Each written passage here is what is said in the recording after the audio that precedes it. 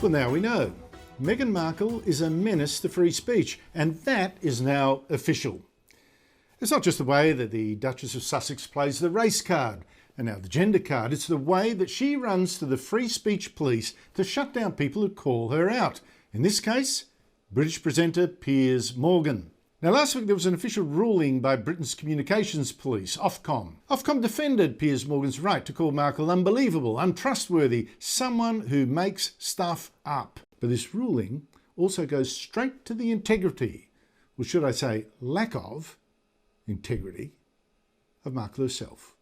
Who does indeed tell the most unbelievable stories about what a victim she is, how terrible the royal family is. Bleed for her.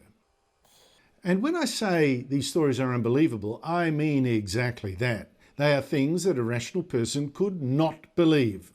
Certainly not just on her say-so. And by the way, this Ofcom ruling should embarrass, in fact it should shame America's CBS network. I'll get onto them later. But first the background. Last March, these runaway royals, Meghan Markle, the former actress, and her husband, Prince Harry, sat with Oprah Winfrey to smash the British royal family as callous, heartless, racist, whatever. Now the thing is that Meghan Markle's claims, one after the other, seemed, to anyone remotely au fait with the facts, they seemed either clearly fake or far-fetched. At the very least, they were highly debatable. Take this one, that her then unborn son would be robbed of being a prince by this royal family, robbed probably because of his colour. And that was when they were saying they didn't want him to be a prince, but the idea of our son not being safe, and also the idea of the first member of color in this family not being titled in the same way that other grandchildren would be. That claim, of course, was false. Then there was this highly suspect claim. No context was given, no names named, just a claim that some royal was worried about the colour of her baby's skin. In those months when I was pregnant, all around this same time, so we have in tandem the conversation of he won't be given security, he's not going to be given a title, and also concerns and conversations about how dark his skin might be when he's born. The royal family denies that slur, saying, well, memories differ. And Harry himself says whatever was said had been said before any pregnancy, or it seems marriage, so Meghan Markle's memory of when is not strong. And this claim of hers too, same interview, seems very misleading, or should I just say simply false. The implication that poor Meghan Markle was a virtual prisoner at the palace. By now, Piers Morgan had heard enough of all this and called out Meghan Markle on his show. I'm sorry, I don't believe a word she says, Meghan Markle. Well, that's a I wouldn't believe it if she read me a weather report. And the fact that she's fired up this onslaught against our royal family, I think is contemptible. Morgan, I think, is actually right to doubt Markle's stories. I mean, just look at the evidence. You'd be crazy not to doubt her. But second, even if you prefer to believe Meghan Markle, surely a broadcaster is entitled to question her claims. In fact, shouldn't he or her?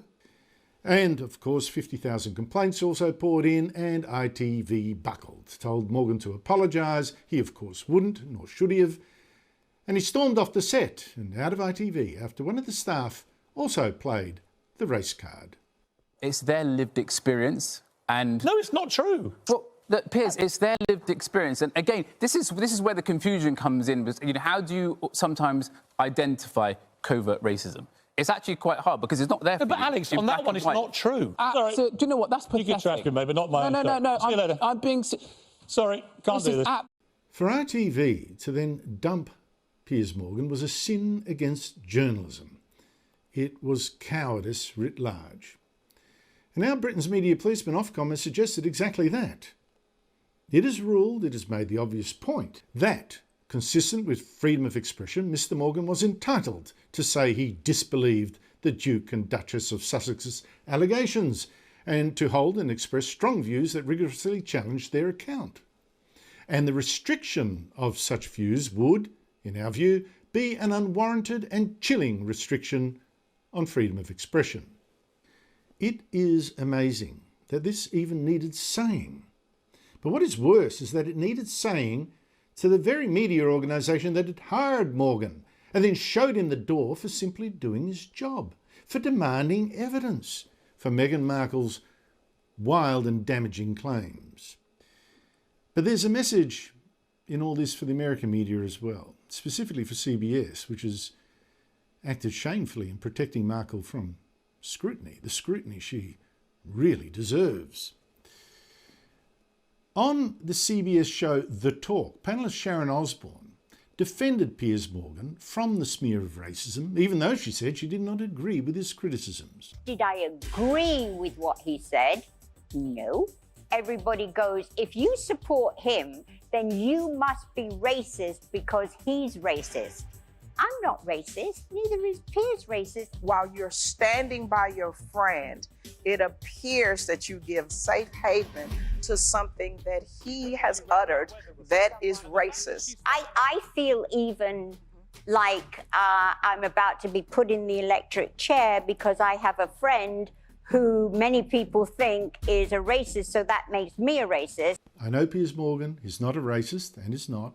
Sharon Osbourne was fired from a 10-year gig at The Talk. She was fired for defending the character of a presenter doing his job and questioning the unbelievable claims of Meghan Markle, a very rich and privileged woman who is playing the victim by spreading fantastic stories about the British royal family and playing the race card, if you doubt.